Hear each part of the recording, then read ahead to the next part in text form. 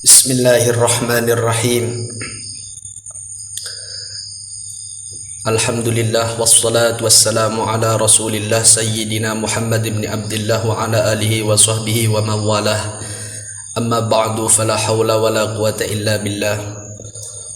Suatu ketika pernah Rasulullah sallallahu alaihi wasallam itu bersabda, "Ar-rahimuna yarhamuhumur rahman, irhamu man fil ardi yarhamkum man fis sama."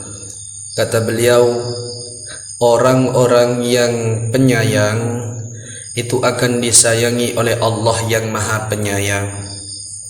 Maka sayangilah apa-apa yang berada di dunia, niscaya orang tersebut akan disayangi oleh makhluk-makhluknya Allah yang berada di langit. Mengenai hadis ini, itu ada sebuah kisah yang dialami oleh Sayyidina Umar radhiyallahu ta'ala anhu. Pernah suatu ketika beliau itu berjalan-jalan di kota Madinah, dan di tengah perjalanannya beliau melihat seorang anak kecil yang sedang bermainan burung kecil di tangannya. Namun karena sahabat Umar ini merasa kasihan terhadap burung tersebut karena dibuat mainan oleh anak kecil, akhirnya sahabat Umar membelinya dari anak itu, dan dengan waktu yang singkat ia segera melepaskan burung tersebut. Hingga pada tibalah di mana sahabat Umar itu meninggal dunia. Dan ulama-ulama besar pada waktu itu di kota Madinah semuanya bermimpi bertemu dengan sahabat Umar di alam kubur. Sehingga mereka itu bertanya kepada Umar, "Ma fa'alallahu bika ya Umar?" Apa yang Allah lakukan kepadamu wahai Umar? Qala ghafarali wa tajawaza anni. Allah mengampuni semua dosa-dosaku, kata Umar, dan Allah juga menghapus semua kesalahanku. Qalu bi ayyi syai'in, bi judika au bi adlika au bi zuhdika. Sebab apa wahai Umar Allah mengampunimu? Apa sebab kedermawananmu? Apa sebab keadilanmu? Apa sebab zuhudmu? Kata ulama yang bermimpi bertemu Umar tersebut. Lalu Umar menjawab kembali, "Lamma wada'tumuni, di saat kalian meninggalkan aku, fil qabri, di dalam kuburanku, wasatartumuni bitturab, dan kalian menutupiku dengan debu, dengan tanah, wataraktumuni wahidan, dan kalian meninggalkan aku sendirian dalam kuburan, fadakhala alayya malakani, lalu datanglah menemuiku dua malaikat, muhibani, yang dua malaikat ini sangat menakutkan, tara akli warta'adat mafasili, sehingga akalku menjadi tidak sadarkan diri, dan seakan semua persendianku itu berpisah karena ketakutanku dengan dua malaikat tersebut.